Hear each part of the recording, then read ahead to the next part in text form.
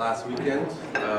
We had the Out of Darkness Swat, and so I wanted to thank all the Rotarians who came and participated. It was a pretty large turnout. I think they identified it as bigger than last year, so year over year, it's more and more successful. So thank you for coming out and supporting Out of Darkness. And then I know we had a few Rotarians who had to jump in and help out with registration, so a huge thank you to those who made that happen, because I'm sure without that it would have been quite challenging. So thanks, Romy, Jessica, and Rebecca was there too, yeah. So thank you. And we got up to about, I think around 4,500 is what our team raised, and we were the second largest fundraising. So this photo was sent to me, the recognitions. Hey, I'll talk about this one. This was a Is he few still Fridays alive? ago. Tomas and I went out to seek our long lost brother Bob. And we found him down at the Vista Del Mar. It was notable, and so I took a picture. And That was quite sad.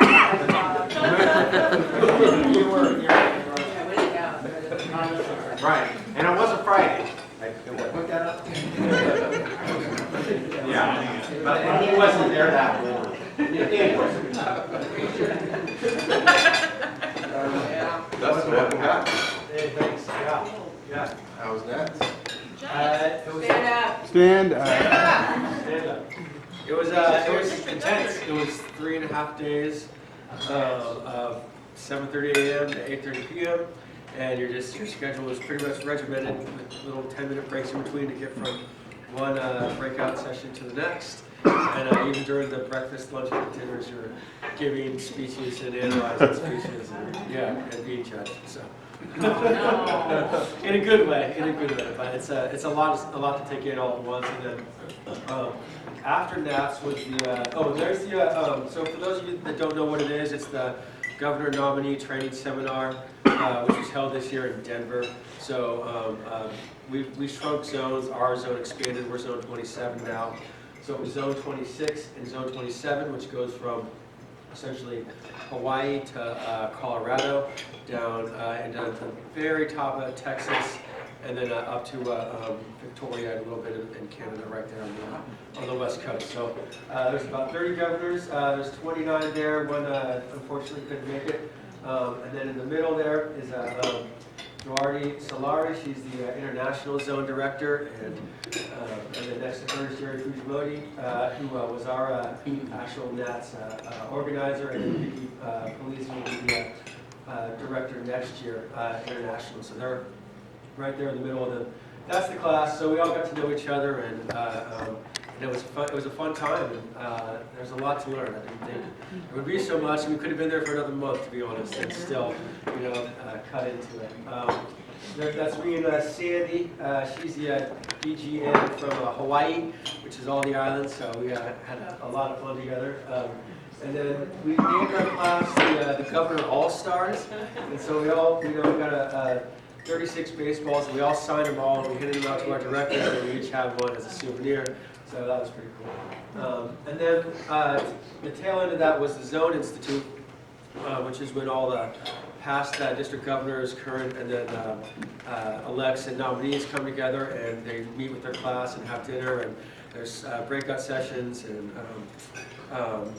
then speakers and whatnot. So that was fun too, and that was the very end, and that's the last 3 days. So it was a long, exhausting week, and I heard the word Rotary probably upwards of 10,000 times.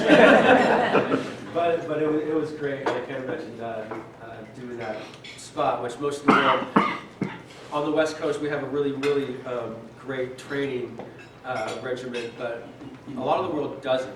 So we'll go to in a year or so, go to another convention where like 2/3 of the world, those governors will convene and they'll get training, but they won't have near the support that we've had along the way. So, going to this and knowing that is pretty remarkable that they get to step into that position and do it. So, anyway, it was a good time, and I learned a lot, so, yeah. Forward to your year. Yeah, so, and like, there's a video out there on the interweb somewhere of our governor class doing a mob flash dance. We had to do that this year, the first picture of You did show us a couple moves. you know, it's kind of as you bounce. That's how you take it up. Yeah, exactly.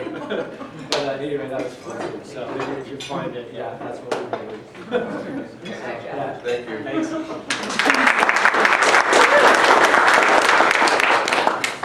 So we've been doing some work in Pakistan, and Howard's been receiving quite a few emails and shared with me their most recent project.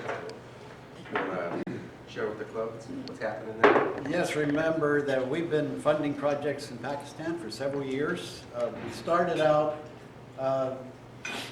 about 4 or 5 years ago funding clean water systems for villages in the mountains of Pakistan.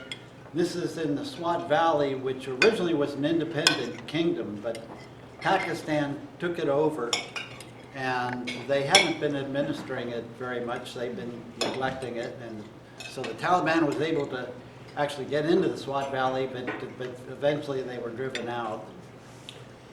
But it's a very poor area and neglected area. So we have this amazing contact woman, Zebu Jelani, who lives in Princeton, New Jersey now, the granddaughter of the former ruler of the kingdom. And through her, we've been able to fund various projects for villages. The last 3 years, we've been funding the building of schools, primary schools. So these are villages that had no school before. And the schools accommodate up to about 300 students. And Zebu makes sure that half of the students are female. So the girls are not neglected here, and it's really, this is quite revolutionary actually for this area of the world. So last year we funded our 3rd school that was built, and now this year we're providing funds again. And what Zebu is recommending is that one of the schools has so many students that have been quite successful, and she wants to add on to the school to create a secondary school. These 3 schools have been primary schools, you know, up to grade 6. And so now we're going to be adding additional rooms and facilities to support older students that will be secondary students. And so that's what we'll be doing this year. And so thank you, everyone. This is a very heartwarming, I think, and inspiring project where it's person-to-person relationships with people in Pakistan to help them out. They appreciate it so much. I believe one of the photos here, has the schools. There is a plaque, a sign for each of these projects, reminding the villagers that we help to fund the school. So, thank you so much.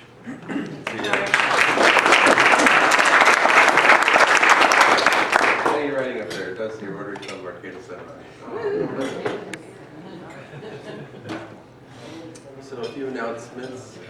Tonight is the Zero Heroes Night right here from 6 to 9, 35 per person. So if anybody interested in zero waste, please reach out to me. Come visit the Humco Bank down the street there. So on Makeup Monday, Fun Day Monday, next week we have the 2nd fellowship at the Griffin, 4 to 6, and $1 each drink will be donated to the Walk to End Alzheimer's Foundation.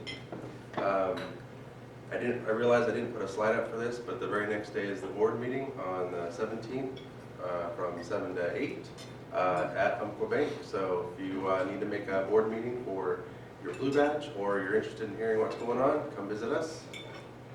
And then we also have a fellowship event on the 18th at 5:30. Buy your tickets from the Madicket website, and so the following Wednesday, a little evening cruise social, so it's a fellowship event. So come spend time with your fellow Rotarians and cruise the bay. And then lastly, the Guatemala trip fundraiser. So event is coming up. Howard, thank you for sending out that email. Let the club know that it is important that we try to sell these tickets. Maggie, or I don't know if you'd like to say Yeah, anything? just a couple of, the email went out this morning, and so if you haven't seen it, when you get back, you'll see. The main thing right now is we need ticket sales. We're gonna put out a sign up genius pretty quick. And the thing that nobody knows until right now is that we're gonna, sorry, I'm standing on my, we're gonna whack a piñata. So we're going to have a piñata there, and those of you who want to, show off your skills at swinging a stick while blindfolded, and I know some of you are really good at that probably. We're going to have that, so that'll be fun. And that's about it. The only other thing is some people are asking what exactly are we doing there and where's the money going. So we want to, Charlie's going to share a little bit about that. Charlie? So the house itself is, runs just about $9,100, $9,071.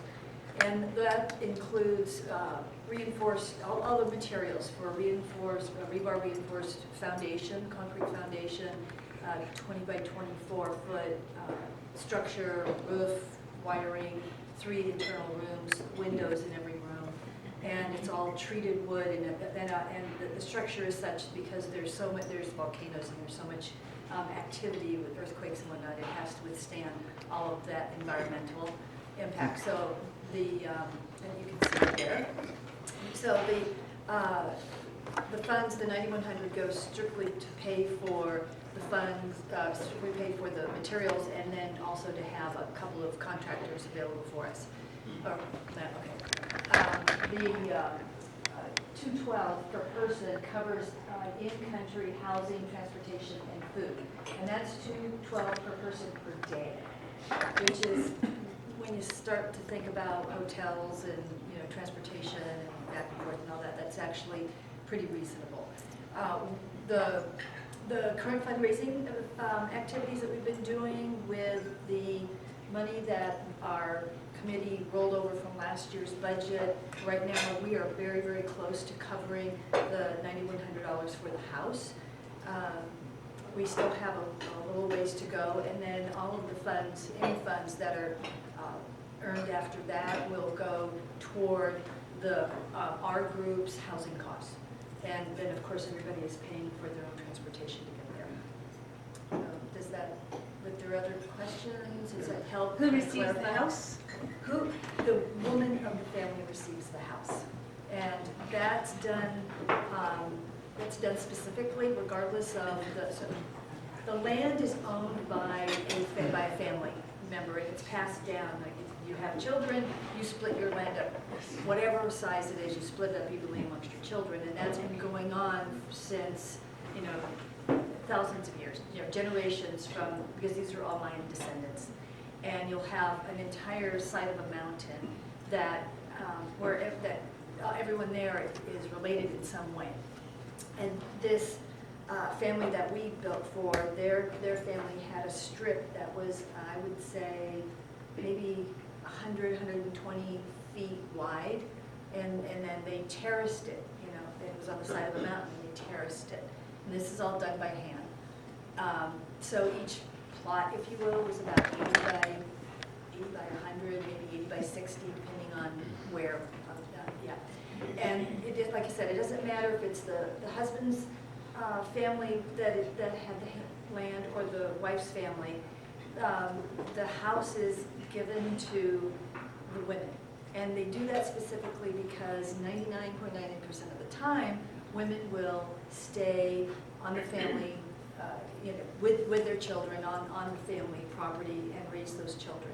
And by giving them a house, so there's a very strong caste system.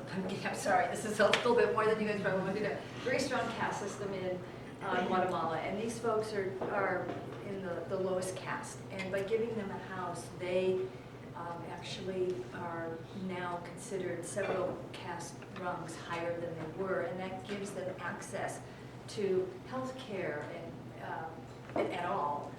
Better, better food, better job opportunities, better education. It just raises the entire level of and quality of life for these folks, and especially the women and children, where they're treated quite a bit like property there. So it gives, especially the young girls, an opportunity to do something other than end up pregnant at 12 or 14 and taking care of a family. When is this project? We leave on, we have to be in Guatemala City at the airport on February the 16th. So some of us are leaving on the 15th, and then we will be exiting on the 22nd. The house typically takes about 3 days, so we'll be building from the 17th, 18th, 19th, right in there. And then the 20th, 21st will allow us to do a little bit of sightseeing. $270 round trip from SFO? Whoa, good job, John. Almost free. How We can have you- several folks, we have several folks that are coming in and out of Arcata for under $600. Wow. But you have to get it now. I mean, that's kind of the thing, yeah. Yeah. Yes. What can you tell us about the dinner itself? I mean, people are supposed to sell tickets, but we haven't heard anything about the dinner. Like who's preparing it, what's the So the food? dinner, yeah, you guys can pop it. The dinner is authentic Guatemalan meal. There's let me see if I can remember how to say this. It's a chicken papayan. I think it's chicken papayan stew. And we can do it both with and without chicken, so there's a vegetarian option, but it's filled with lots of veggies and fruits and that kind of stuff, and then rice and beans, black beans, and those are staples. Tortillas, those are staples. There's fried rolliantos, which is like a savory donut. It's a dough wrapped around a filling that actually has beans and other stuff in there, and then fried plantains, fried bananas, just, yeah, limonada. Those are all pretty, if you're gonna have anything when you go to Guatemala, that's a dish that you're like, this is what you should have. So you have somebody who knows how to make all this stuff, who's gonna make all this stuff? Yes, so, okay, I'll give a shout out to our caterers. We have 2 caterers that are really donating almost 100% of their time, Brett Schuler and Chris Casero. Yeah, and they are excellent. If you've had any of their foods, they're excellent, and the meal is also gluten-free.